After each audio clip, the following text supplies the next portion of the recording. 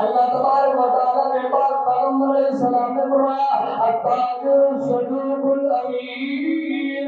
جو سچا اور امانت دار تاجر ہوگا، جو سچائی پر مبنی گفتگو کر کے تجارت کرے گا،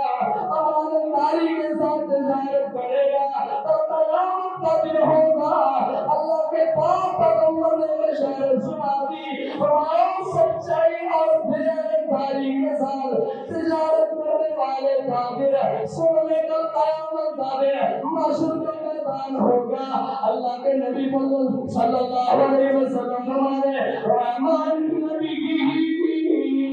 والصدیقین والشہداء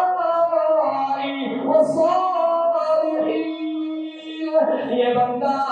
جس نے صداقت اور دیانت کے ساتھ امانت کے ساتھ جس نے تجارت کی، اللہ کے نبی فرما رہے ہیں تو قیامت کے دن نبیوں کے ساتھ ہوگا، صدیقین کے ساتھ ہوگا، شہداء کے ساتھ ہوگا، صالحین کے ساتھ اللہ اس کا